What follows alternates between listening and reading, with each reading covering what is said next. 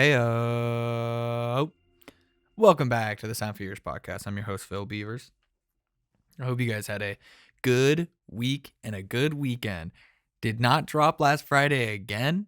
Might change it to just Mondays. We'll see. Maybe we'll get a bonus episode on Friday. Who knows? It's all, figuring it out as we go.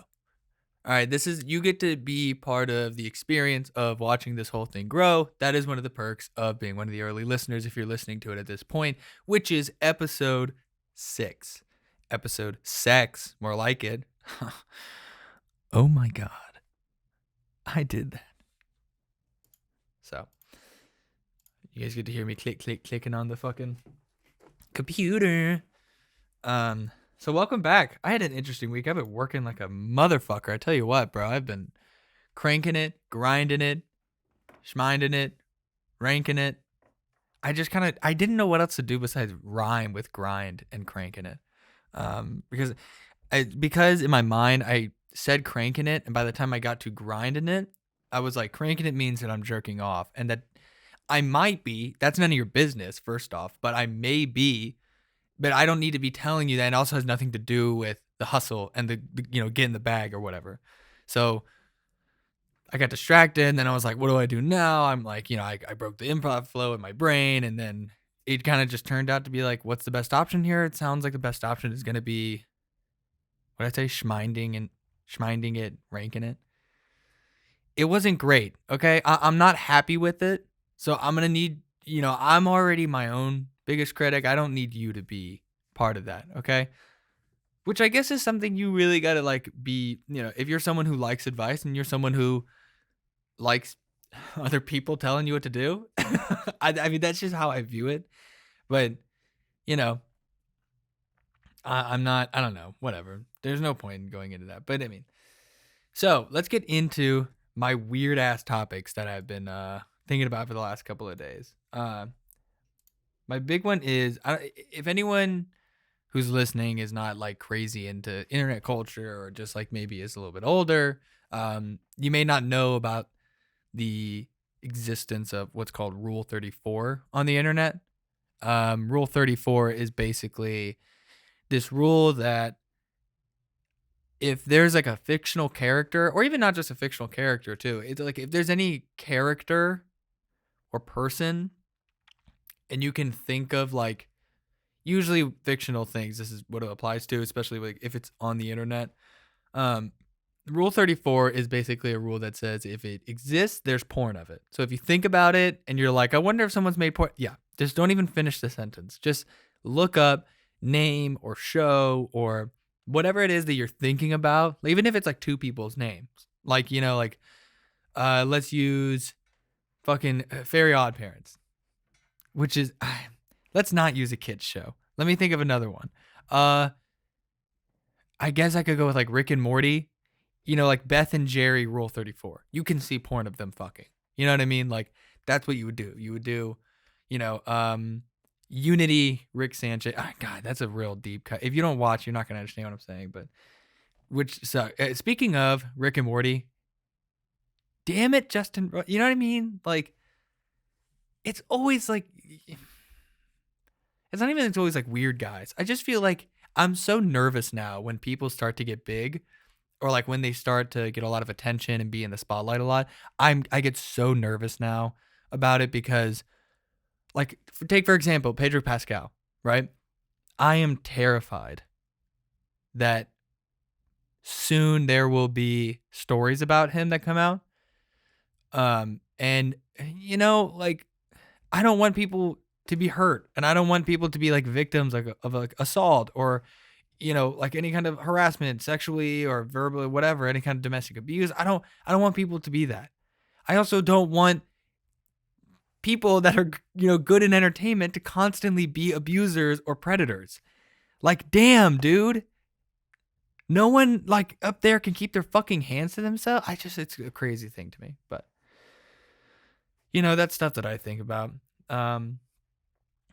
That's just like things that I think about. I don't know if you guys think about kind of stuff, but yeah, one of the people I've been thinking about recently has been Pedro Pascal. I love seeing him going up and with The Last of Us and Mandalorian and all the different things that he does that are so good.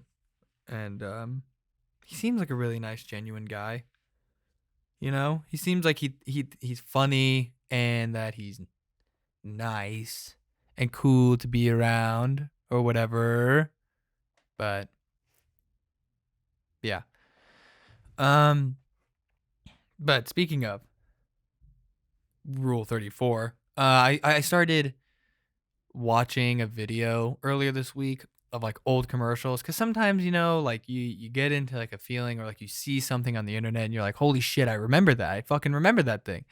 And you start fucking you start thinking about, man, what are the other things that I remember from that time, and what are the things that not like influenced me, but I don't know. I started watching old commercials from like the early 2000s, and one of the things that I saw that I was like, oh shit, one of those oh shit moments of like, I remember that it like opened up a whole bunch of stuff because I remember the Hamburger Helper Glove. I think his name is like Lefty or something like that.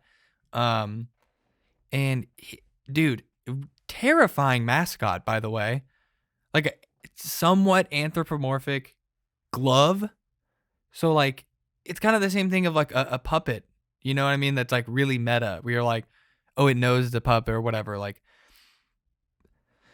how does the bone structure work? Is he still just like a hollow glove, or is it like skin? Because one of the things I saw and I was like, he doesn't have the consistency of a glove. He's one of because he's an animated character in the early 2000s, and so the FX generators or whatever, the computers and hardware whatever couldn't handle like crazy graphics and shit.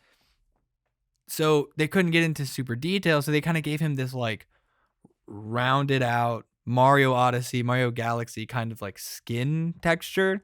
And that's terrifying because like, what if you grabbed that? Like, what is it, just like skin? Does he feel like skin or like some kind of like ballistic gel material? Like, what does he? Anyways, it started making me think about it. And then I got like a really weird thought. And maybe I don't need to share this, but this is my podcast and you're listening. You decided to do this, and now you have to listen to this. It made me start thinking about like, I want to take him and like fill him up with lotion. And I'm not going to do what you think I'm going to do. So don't get nasty.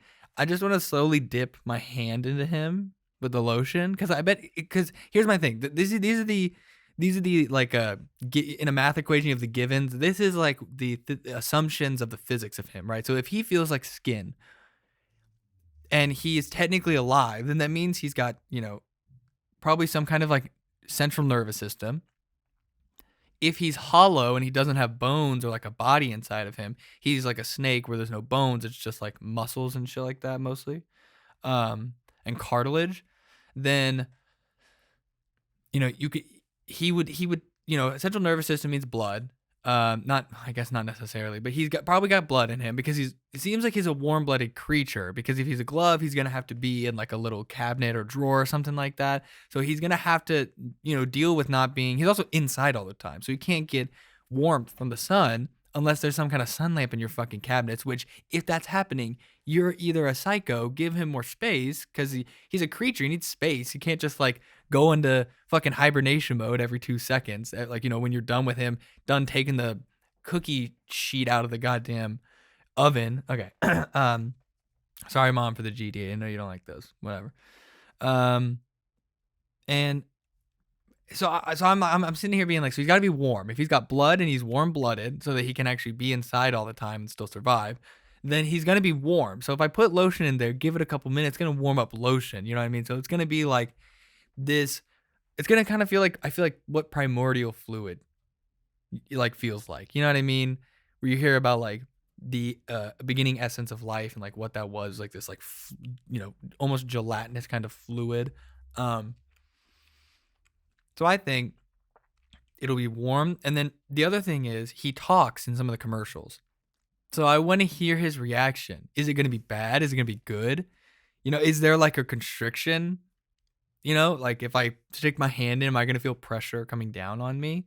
Or is it just kind of like open and he exists with this pocket in him where you can stick your hand? So those are the kind of things I think about sometimes late at night. But that was one of the things I wanted to do, is I wanted to like, also my other thing is like, if it's, is it going to pleasure him? You know, is he going to like it? Is he going to hate it? Maybe if it hurts a little bit, does he still like it? Because he is a glove. And also like he technically has a purpose. So maybe he would want to like escape that feeling, so he wouldn't like being used as a glove because he is one. Or maybe he likes that because he's like, this is my purpose. This is what I got to do. So maybe he's like, yeah, put me on. You know what I mean? And my other thing is, I don't want to just stick like my dry hand in there. That's why the lotion's in there. And I don't want to do lube, because then I'm gonna fucking drop him. You know what I mean? Like, I feel like with lotion I have a little bit more grip with the like, you know, semi-solid viscosity that lotion is. It's not as, obviously lube is a lubricant, so it's going to be more slippery to kind of handle, especially if it's a skin. You know, it makes things slippery, it makes things harder to grip, especially skin and like a great organic material, which is what I'm assuming he is, if we're looking at what we're given in those rounded out edges. And like, you know, he only creases when he like bends and everything, like, so I feel like he has to be skin. That's my take on it, at least. But yeah, the hamburger helper guy I thought was really funny. Um, to the like kind of like, what's it called? I forgot what I was gonna say. Stick my hand in with lotion. So yeah, that was pretty cool when I thought about that. It was like a couple days ago when I was thinking about that. But going back to Rule 34, I think it's crazy.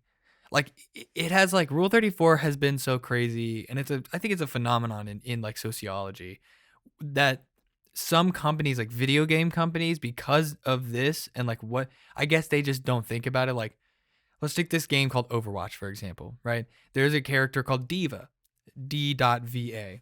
And this character, when it was originally created, was supposed to be like 14 or 15. She's like a teenager who loves to game. And her, you know, her character has this mech suit that she like basically plays like a video game. And like, she's just supposed to be like an innocent teen who is also a hero. And like, that's why you can, you know, play her in this game where it's like hero-based characters and whatever. But because of Rule 34, people made child porn out of it, or what I'm going to keep referring to as CP. So if you hear me say CP, I'm talking about child porn, unless I specifically say otherwise. So because of this CP that's being made,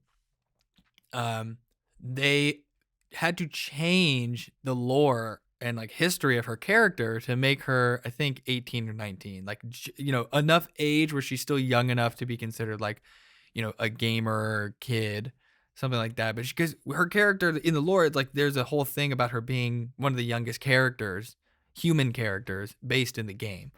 But I think it's interesting how throughout history, because you can look back at like the Kama Sutra, that's a whole book. That's basically porn. There's fucking drawings in there. That's cartoon porn. You know what I mean? That's illustrated pornography. And I always think that it's, I mean, it probably comes from the whole like, you know, instinctual behavior and nature of sex with humans, and being able to kind of represent that, I guess, to tell a story. I don't exactly know what, maybe it was used back in like the, you know, like caveman or like, you know, Neolithic periods. I think I said that right.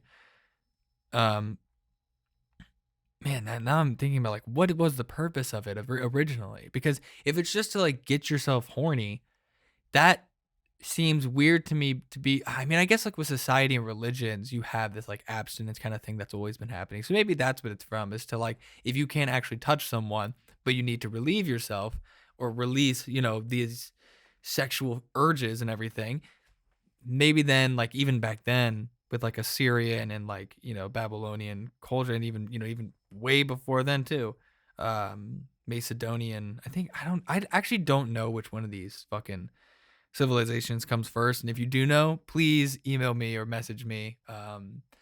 By the way, follow me on Instagram. I'll do a little plug. Follow me on Instagram at Mophead Records, or you can also email me at phil@bay1entertainment.com. phil@bay1entertainment.com. BAYONE.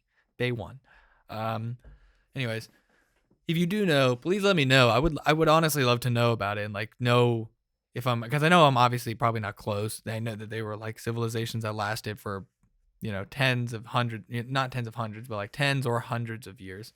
But Pornography in human culture is really interesting because of the existence of these deities and like, poly monotheistic cultures and followings and belief systems that have not only like helped shape culture but helped shape civilizations, entire civilizations that base their like general morals around one religion or one belief system. And um if that comes all the time with abstinence, I think it's a very interesting thing of like throughout time the idea of like being better than your primal self is to abstain from sexual relations, even though it could not be more like, you know what I mean? Like, if there's a creation of nature by like a god or multiple gods or whatever, then wouldn't it necessarily mean that sex is also part of that creation, you know? And like, so that's what makes me think like, okay, is this now becoming like part of the oppression system that some religions become or still are, wink, wink, where you're doing abstinence to basically control these feelings that would maybe result in an uprising or rebellious natures or revolting natures against this power structure that's been put in place. You know what I mean? So, that's a very interesting thing to me now that I'm thinking about it is like, does abstinence in belief and in like this faith based discipline come from the oppressive nature that often comes with organized religions? That's an interesting thought now. I'm gonna do some research on it and see honestly, because that part of theology is really interesting to me of what it does to the rest of culture. Not necessarily like following a belief system that like appeals to me, but the actual historical, chronological like roots to then see like their impact on not only their own society but societies around them with they interact with, and like those relations, because most wars are started over some kind of moral basis that comes from a religious thing, or some kind of power system that has these beliefs. Whatever, war has always been kind of the same thing, but often within the last couple thousand years it's really been about religious based things or heavy belief systems, I guess. Um, and where does porn fit in that? Because we all know that when soldiers are deployed, they have sexual urges, and you often find people in cultures that have been invaded or cultures that clash with each other at a physical level. You often see now the gene pool. There's foreign genetics coming into the gene pool of that area, whether consensual or not. Then that is not something that we have control over necessarily, except for the people who actually commit those acts. Um, but regardless, you do see it come into these cultures after some kind of invasion through warfare. And you see it a lot with like Vikings or like Mongolians. Like there was some crazy thing I saw where it's just like most people these days, especially if you live in the Asiatic area and regions and stuff like that, that like you have a much larger chance of being partially related to Genghis Khan or one of the Khans, the great Khans. Um, you have a much greater chance of being related than you do not having. Like it's like over 50% that you probably have some kind of thing in there that comes all the way back from the Mongols because they were all over the place. You know what I mean? Same thing with like a lot of people. Not a lot, but like I remember that being a thing in the African, like the black community in America, of like a lot of people were doing 23andMe and Ancestry.com and all this stuff and being like, I'm distantly related to not Andrew Jackson, but Thomas Jefferson. And you're like, yikes. Jesus. Which is like, you can clearly tell where that comes from, especially with like the reputation that Jefferson carries with him throughout American history, especially his portion. But like I said, sex is always somewhere involved in that, because of these natural sexual urges or the power system that comes from invading and conquering and stuff like that.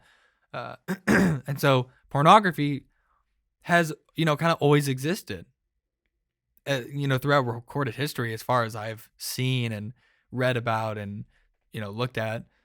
Um, I look at ancient porn. I like vintage porn, like even before the 80s, before the 40s. Like I want only hand drawn or hand sculpted titties around me. Okay, if I'm gonna look at porn, it needs to be one of one. It needs to be handmade. All right, I'm farm to table pornography. You know, straight from source, organic, all of that. I'm with that. People are like, I want what is it called? Sustainable furniture. I want sustainable clothing and sustainable fashion. Nah. I'm all about sustainable pornography. It's either happening in front of me, like that's why, I go to the farmers market for porn, the porners market. I guess the fuckers market is kind of the best way to put that. The farmers or the fuckers market. And I like to get mine because I know a couple of the farms. You know what I mean? The fucks doesn't work there. I guess it's just like, anyways, that bit doesn't go crazy far from there of just like farm to table porn. But yeah, so like old pornography, I think is interesting. I remember I have a story that there was speaking of religions, there was a church retreat that I went on one time to Colorado. Shout out to, oh my God, what is it called? Memorial Methodist? MDUMC? Shout out to MDUMC. I forgot what Methodist? No. Memorial United Methodist Church. MD. Memorial Drive. MDUMC, United Methodist Church. Whatever. I can look it up, and I'm not going to. And I bet anyone who listens to this who did go to MDUMC is pissed the fuck off at me right now. Just like saying like MD and Memorial. Shout out to MDUMC.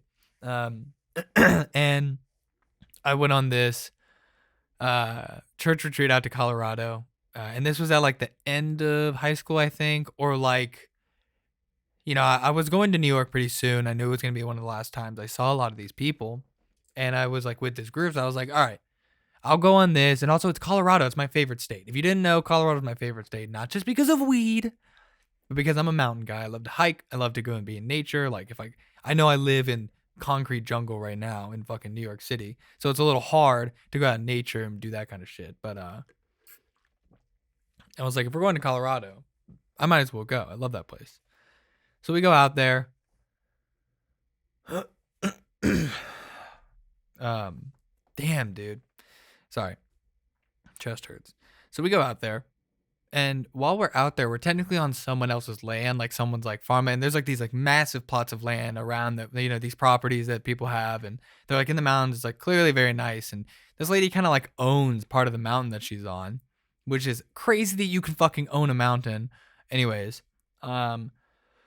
which is also the history of Manhattan, just by the way, if you didn't know. That's why Manhattan was so cheap that the Native Americans sold the land technically of Manhattan to the Pilgrims, because the idea of owning land was not like a thing that in their culture. So they were like, you want to buy land? You want to buy the sky too, kind of thing? Then also Manhattan means I think it's called like crazy white people or something like that in the regional native language that was in that area. I don't remember exactly what tribe it was.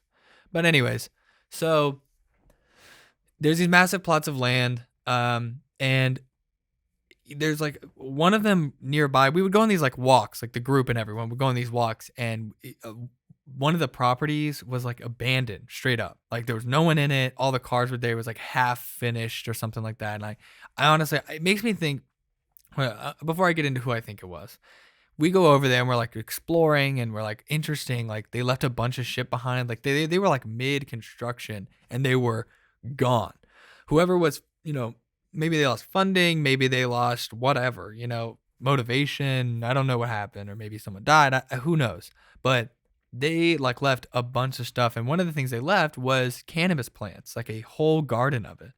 And like what was clearly, it was like this little like yurt, almost like a hut, like a rounded out half spherical hut that they left half finished. The ground was fine, but there was like stairs that were going to go down to the under part.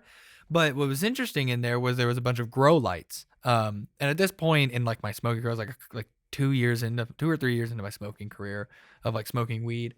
And so I knew kind of some of the brands of these grow lights and what they looked like, because I was like, oh, what if I moved out to Colorado and like I could grow my own weed because I'm finally out of my parents' house, yo.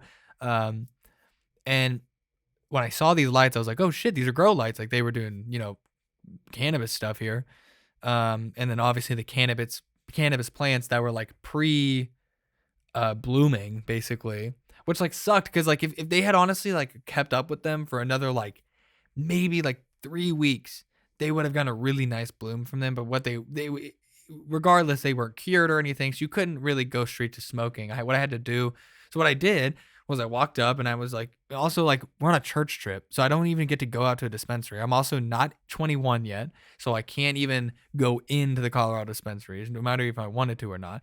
And thankfully, well, also later in that trip, a couple of friends of mine I realized had their fakes on them, so we had them go in, and then we ended up getting busted for this whole thing because I took some of the weed and started drying it out, and I had my grinder and pipe, but I had no weed left, and I wanted to, I had a few friends on that trip who I wanted to smoke with, and who, I would go off and hit the last amount of weed that I had left, and then I would come back and be like, hi, super baked, because I was only a couple years in, so it really didn't take that much still to get me going, because I was still in high school, I didn't have a job, I wasn't, I got money here and there from different things, and when like a couple of my friends were like, dude, I want to smoke with you. Like, well, so we found this cannabis plant. I cut some off and I started curing it a little bit. I like found a spot. I hung it up and like let it dry out in the air. None of the, adults and chaperones or whatever, like saw it, or anyone else really from the camp, except for the few people who I took out there, because on this property, you could just kind of walk out into wilderness,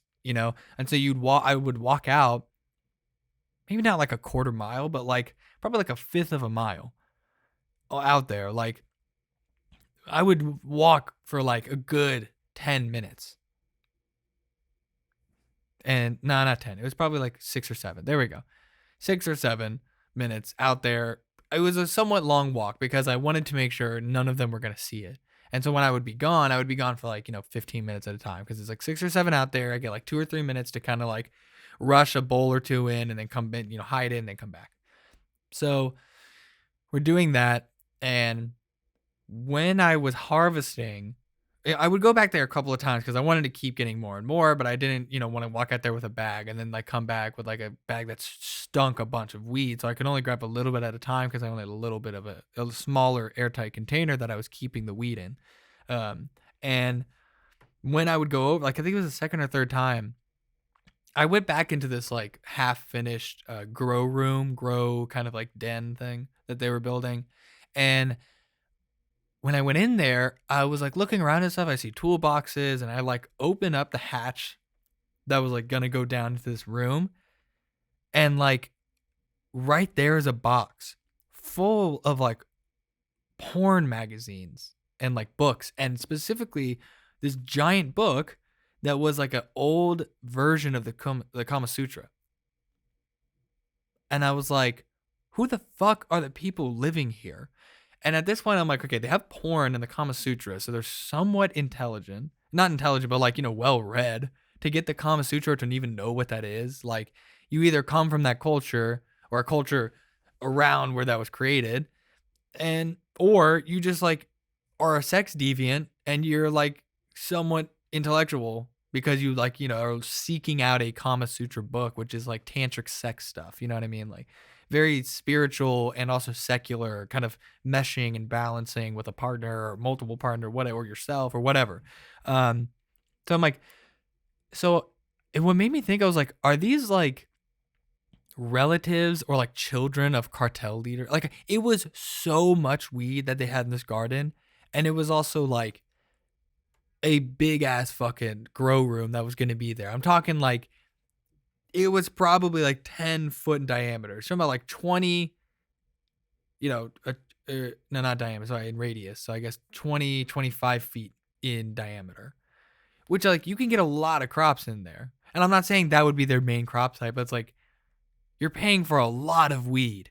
There's no way you're just keeping all of that for yourself, it would go to waste. You know what I mean? Like you can't, because one plant, if you take care of it, can yield up to like 1 pound of weed. And if you know what a pound looks like, bro, you have like, if you're doing, it must have been 20 bigger than 25. It was probably close to like 40 or 50 feet in diameter. Honestly, it was so big. It was one of those things that was so big that you're like, how the fuck would they get? They would need an assistant or like a technician to run this whole thing and like a manager for it. Like it was like you could fit a fucking office, like a small little like shop in here. It was insane. And so if you have that big of a facility for this, you're probably doing, let's say you give each plant 4 feet, right? 4 feet of space across by 4 feet.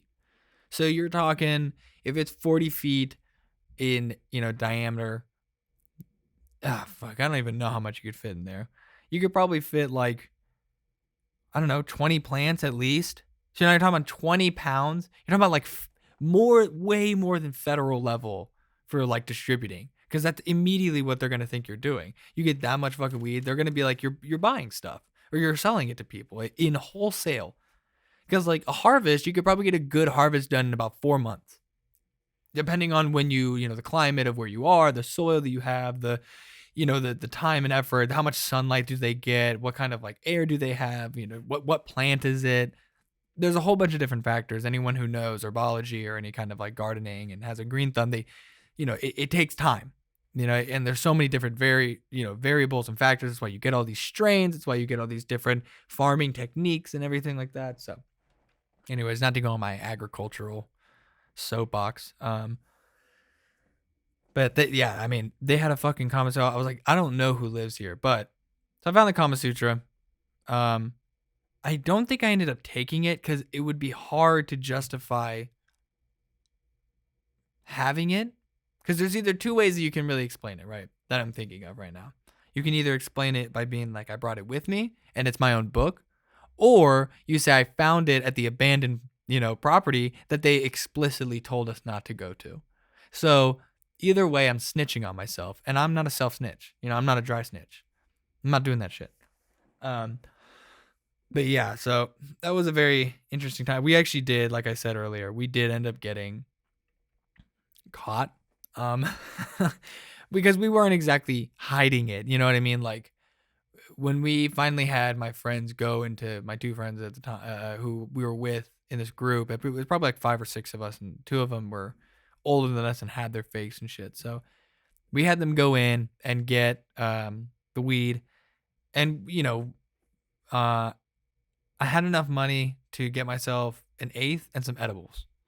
So I probably spent $55, $60 on weed, knowing Colorado prices. Even though we were kind of out in the middle of like a smaller town, they only had like 2 or 3 dispensaries, which if you know Colorado, especially now, that's not that much, for like a decently sized town.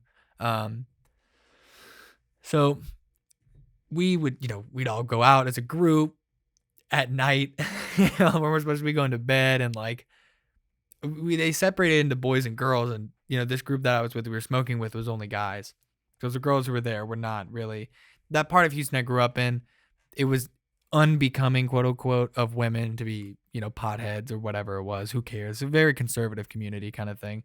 So the boys would sleep downstairs because we slept on younger kids, not younger kids, but not the adults, slept outside, like in a barn. So we were, the girl, and it was a 2-story barn. So the girls are upstairs all together and the guys are downstairs, and we would all just kind of sneak out while all the girls were like talking, going to sleep and shit. We would just all go to what was known as basically like the pea trees. And then I made sure that like it was basically on the spot where I was keeping everything, and where, not coincidentally, but like it ended up like everyone was keeping their stuff out there. I made sure it was like kind of on the path of going to the pea trees, but then like you took like a turn around these bushes where you could very quickly get into some brush that you wouldn't be able to be seen, and there was enough coverage where like there were a couple different angles you could stand at where you could see someone coming, but they couldn't really see you. And I also make sure to pick a spot where there's not a lot of dry leaves or dry sticks and stuff like that. So if you're gonna step over there, they're not gonna be like, that's an animal or that's a person. And then they're not gonna investigate and then eventually come find it. You know what I mean? And also far enough away to, even though you're in an open area, smoke travels in all different ways with the wind and there's different, air currents and whatever. So I wanted to make sure it's far enough away that no one can smell it. So we would all go out there and start smoking and then come back and reek of fucking weed and all just be like because we're all young potheads still. So we're everything's funny, all this shit. And then we would drive because it's a nice church, but they can't fly everyone out on these trips. And part of the trip is the road trip back and the road trip there and the journey of doing that, whatever, and whatever morals or lessons they decide to put in there for that. I get it. It's an easy way to basically shoehorn in a couple of sessions or, sermons or whatever it is. But it on the way back on the bus, we would take an edible each. And edibles wasn't really a thing for us. Smoking was. So when edibles hit and you're not used to them, they hit way different. They hit hard as fuck, especially when they're 20 to 30 milligrams each. So we'd be on the fucking bus with these adults and these younger kids, and we'd be high as fuck, talking, playing card games, laughing, telling jokes. We're laughing hard as fuck. Definitely did not have any eye drops. If we did, we probably wasn't enough. Our eyes were definitely red. And then on the way back and on the way there, there's a middle trip because it's over 24 hours to get there, basically. In the sense where, you're driving for 13 hours and the driver has to take a break and no one else wants to drink. That was nighttime. So we stop at a church along the way that we're neither affiliated with or some kind of friend. Maybe you call ahead and be like, hey, we're a church. Can we use your space just for this one night? It's not going to be a Sunday or a night when you're going to have events or anything like that. So we're staying at this church. And we would sneak out outside to the playground and just smoke. We snuck out and smoked a fuck ton of weed because we were damn, if we get back, we need to make sure. Some of the kids in that group were I can't have anything on me, so I need you guys to take this, or we got to get rid of it. If I bought it, we can smoke the rest of it. I don't care. I just can't have it. So we were going through a bunch that night, and we come back in, and the church has there's a bunch of rooms, so we would go off, and they had a playroom kind of thing. And one of the thing, we're fucking around with a ping pong table and these beanbag chairs, and we're laughing and being loud as shit till 1:30 in the morning, man. Thankfully it's far enough away from the gym where everyone was sleeping that they couldn't hear us. But what fucked us, I think, in the end, and what got us ultimately, that they were okay, these guys are doing something, was that one, our bags were in the same room that everyone was sleeping in, so they could probably smell loud ass weed that we couldn't smell because we were accustomed to it. Because it's on us, they could probably smell all that shit in our bags and whatever. And also, when we're coming back into the gym to go to sleep, it's it's almost 1:30 in the morning. The doors are, of course, these push doors with the big ass chunk, fucking what's it called? The lock kind of lock where you put a fucking log across the two beams that hold it, and you're Jesus, man, it's so fucking it's a deadbolt, big ass deadbolt kind of thing. So it's shakung as you're opening and closing it. Fuck, it was loud as shit. Someone was huh? And we just all ducked, we all dipped on the ground, and we kind of basically crawling back because there's tables around us because we didn't want to move anything and have everything out of whack and then try to what are we gonna do? Take pictures and move all the tables and chairs back, and you're not gonna do that with kids, especially when you're stopping at 8 or 9 p.m. and they're all tired and whatever. So yeah, that was we ended up getting caught, and the youth leader called all of us. It was once we got dropped off, we're all in the car back, and I'm I think I left my car there for a couple of days, or maybe my parents picked me up or something like that. And we're on the way back, and we all get a group message from our youth group leader, who's the leader of the entire youth group thing at this church. And he's like, yeah, guys, like we know what happened. We know you guys had weed. We know you guys were smoking, taking edibles, all that type of shit. Um, and at first we're like, damn. And then immediately I made a group chat and I was like, yo, we're fucked. We got to get our stories straight on this. Like, if they know, we can technically confess without saying exactly what happened. We can be like, oh, we already had it. We didn't go buy it. So that way they're not like, you bought weed while we were there. Like, we're liable for you doing that. And like, what if you got caught with your fakes? Like, what if they call the police? Now we're liable for you. We're responsible for it's like, so I totally get it. You know what I mean? At the time, even at the time, I was like, yeah, that makes sense why you would be pissed. That's why we didn't want to. I mean, that's why you hide things. You know that you're not supposed to do it. You know there's consequences, but you still want to get high and have fun. It's a double-edged sword kind of thing. I get it. Like, he had a reason to be mad and be disappointed. I totally get it. I'm not, shitting on him for that. It was just funny that, as soon as we leave, like 20, 30 minutes afterwards, he's like, yeah, let's meet tomorrow, guys. We're gonna talk. We're like, fuck. and and we meet at this taco place, of course, in Houston. We meet at a taco place because we have great food out there with like Mexican food and Tex-Mex shit. We meet at this taco place and we all show up, we all get food, and we're sitting with him and we're all talking like small talk, and you can tell all of, me and the guys in the group are all like, all right, when is he gonna do this? And at one point he just like stops talking, like looks at all of us, and he's just like, I'm not mad. I get it. I am really disappointed. I am upset, but I'm not like angry about it. It just hurts that you guys would do that. We're trying to take you on this nice trip and, let you get away from everything, let you get away from all that kind of stuff for a little bit to clear your mind and all this stuff and get closer to God and into each other, because we know that, it's real different when you go in and out of high school. When you go in freshman year, you're like, I got to make friends. I got to do this. And 4 years after, relative to the life that and I don't think he said all of this, but this is kind of what I got of it. But like, relative to what things change a lot. People change during high school, whether for better or for worse. People change. It was, whatever, blah, blah, blah. He basically came down, he was like, I'm not going to tell your parents.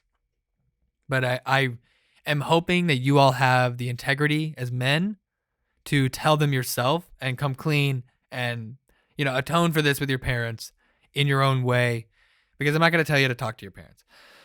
So we're like, okay, cool. Thanks.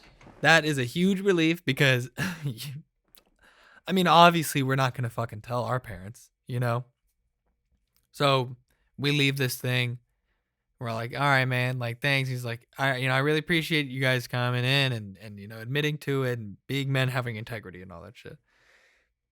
We're like, yeah, man, no worries. And then as soon as we all get in our cars, not even 2 minutes goes by. And someone in the group message is like, yeah, I'm obviously not going to tell my parents. We're like, yeah, of course not. I didn't even know we had to say that. Like, obviously I'm not going to fucking tell them. So I ended up telling my parents like years later. I think it was like 2 or 3 years ago at this point I told them. And, my parents knowing me, I was a huge pothead and,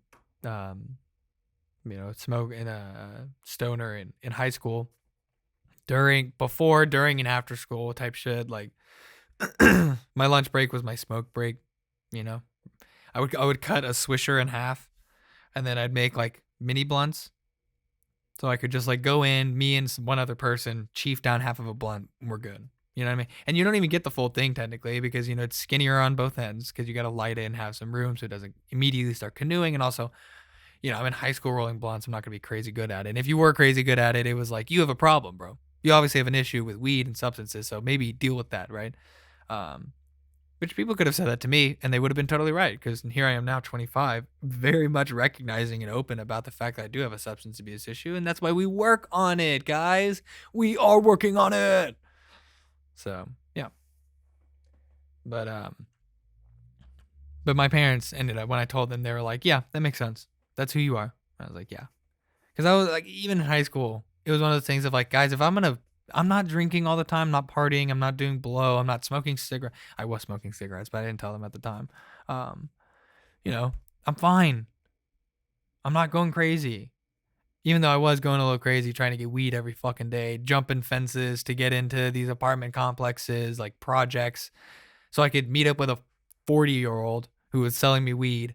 One time I like babysat and dog sat for my fucking drug dealer while he went out and got some blunt powder. He had to go get something. He was like, dude, I gotta run real quick. Like, I gotta get this for my kid. Can you just watch her real quick for me, make sure she's good? I was there for like 25 minutes. Now, granted, cute kid, very nice. Like, he was like a toddler, so he didn't do anything. He just kind of sat there and looked at me like a weirdo. Which is like, of course, you look around with wide ass eyes. Like, you're fucking, all you see is this random people coming in and out all the time. Your dad is like, has a bunch of plants around. It smells weird all the time. You know what I mean? Like, but he also had really cute dogs. These two little, I think one of them was a pit bull and another one was not, what is it called? I think it starts with an S. Staffy, I think they're called, like Staffords, something like that. It's like a pit bull, but like mini. Like they kind of like took the they dachshund. They gave him a pit bull the dachshund treatment, and that's how you get a Staffy, right? But yeah, I mean, I was definitely going crazy. I was doing dumb shit. Like I was meeting up with full on adults as like a 16-year-old, 17-year-old, and I was like brash as fuck. There was a point where I sold for a little bit. Like I was like, I only flipped like a couple ounces, and it was just so I could smoke for free when I was like really heavy my junior year. But that's also when I started therapy and got on meds, learned about my like, almost like severe ADD that I have. But yeah, so damn, 46 minutes. Let's go. We're crushing it. All right, y'all. I'm gonna end it here then. That was really good. That kind of flew by. Damn. Thanks so much for watching. I hope you got some work done while you're listening or doing whatever you're doing. If you're driving around, you're doing whatever. I am still thinking about doing the Patreon where I want to do video content, reacts to, different videos. I want to do like a TikTok, kind of like curation that I do, kind of like Your Mom's House a little bit, but it's me and Christina P. Pajitsky on Your Mom's House, and also the stand-up comedian who's phenomenal.